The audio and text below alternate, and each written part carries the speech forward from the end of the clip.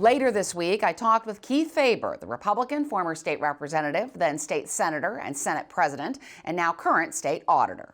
I liked being in the legislature. I love being state auditor. We've had an opportunity to do good government, and whether that's being one of the first auditors in the office in the nation to catch the unemployment fraud and overpayments, which has now resulted in more than $5 billion in fraud and overpayments just in Ohio. We think convincingly that if we hadn't called that problem out earlier, the problem would be billions of dollars bigger. If you look at the other states that didn't get on it as fast as we did, and we've gotten national recognition for that, they have a much bigger problem than we do. It's that kind of good government. It's catching and convicting more than 87 individuals for lying, stealing, and cheating with government money. We get the opportunity every day in the state auditor's office. I have a staff that's very large, but they're professionals, to do good government. And on that note, your staff tells me that you've done 6 of what are called special audit 1s, 88 special audit 2s, compared to 17 special audit 1s and 54 special audit 2s in the 4 years of your predecessor, Dave Yost. One of those was the $3.8 billion in fraud and overpayments in the unemployment compensation system. Yeah, those designations are really irrelevant. What you're doing is using an internal designation to determine whether our criminal division, our special investigation unit, does 100% of the work or does coordination with other units in the office. That's SA1, SA2, SA3s. What we did was made a conscious effort to have our best people, our criminal investigators, our fraud examiners, those folks spend time on bigger cases. And the numbers, if you really want to look at numbers, is the number of convictions, the amount of money we financially recovered. All of those numbers are up compared to Dave Yost's first term. In fact, some areas significantly.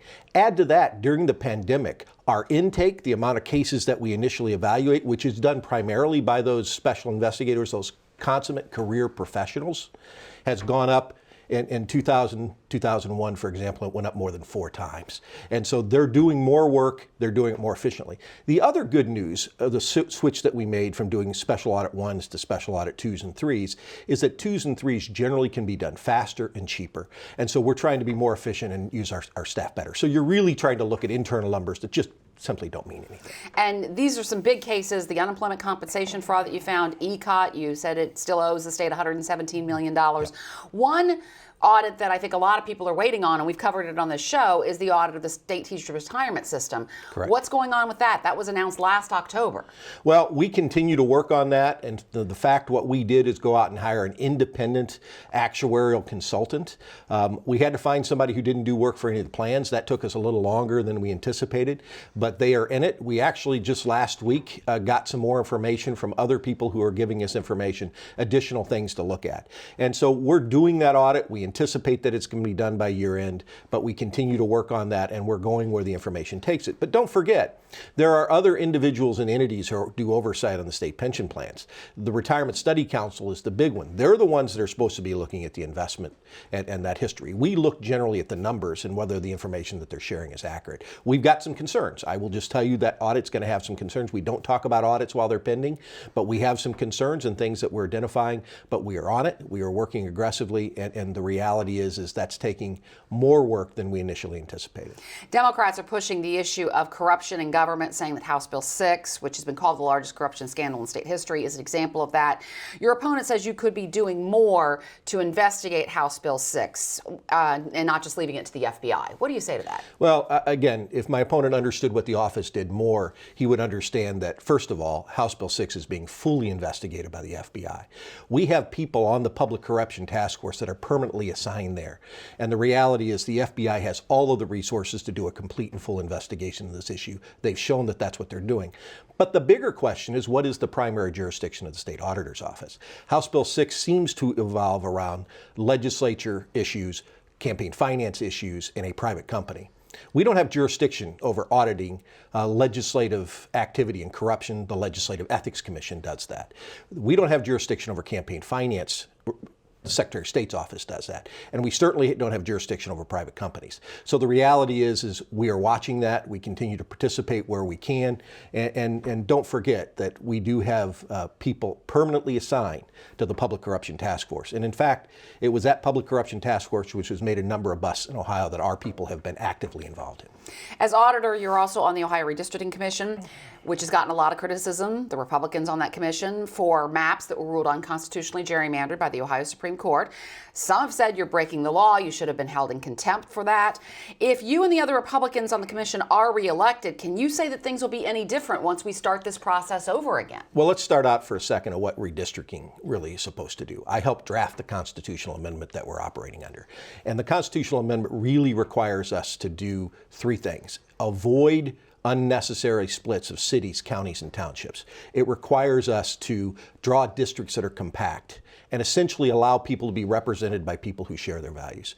And ultimately, that to me is the primary focus of what we've been doing. I've been trying to do that as a commission member. I've been trying to work across lines.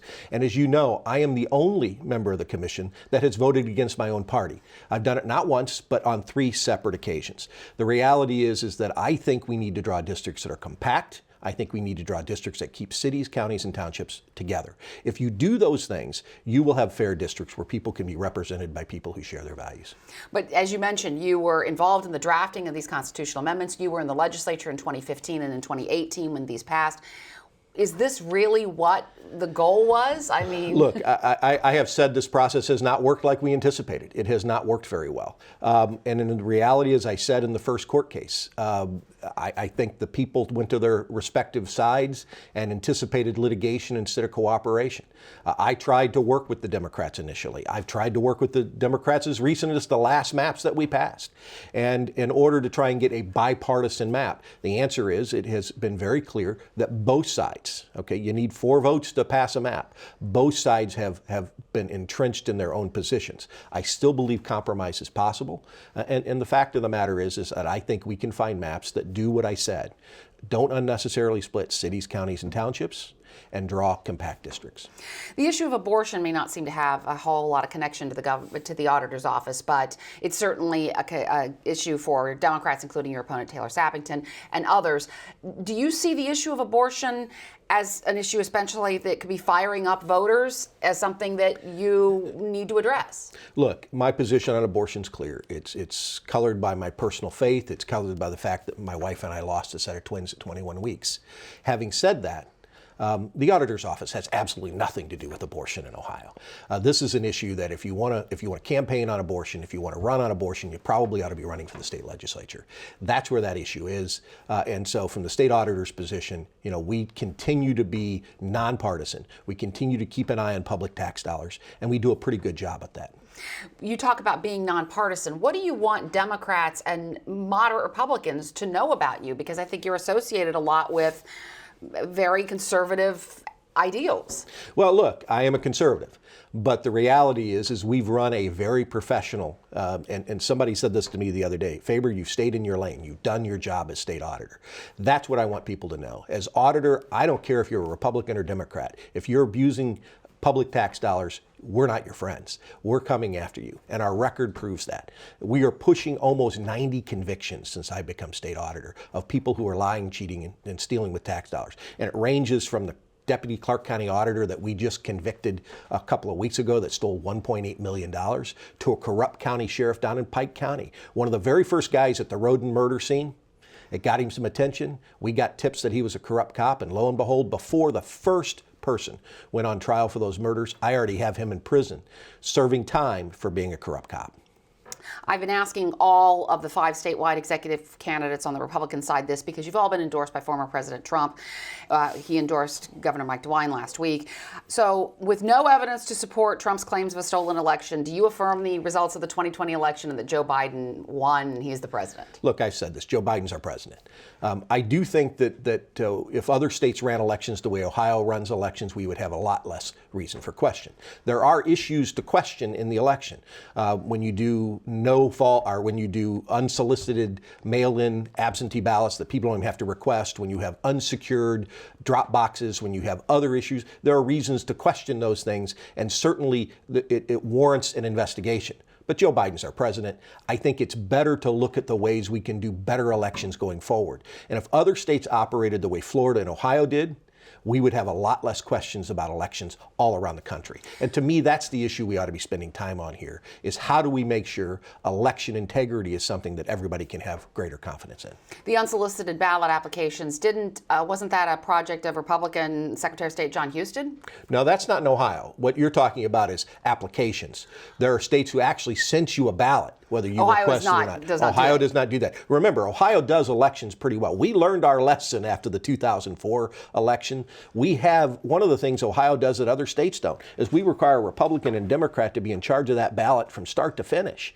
One of the things we do is we require that there be a paper backup for every single vote. And one of the things we do is we do manual audits of every election. And so the paper ballots are counted against the electronic ballot and a random sample by the Secretary of State's office. Somebody said, Faber, you ought to audit the election. I said, the Secretary of State does that. I don't have jurisdiction over that. And so staying in your lane is an important component as a statewide elected office holder. But understanding what other people do to give confidence is also important. And so in that regard, look, I think Ohio did a pretty darn good job. Are there things we can improve? Sure. And the way you improve what you're doing is you do an assessment. You figure out where your weaknesses are, and you modify your activity to improve on those weaknesses.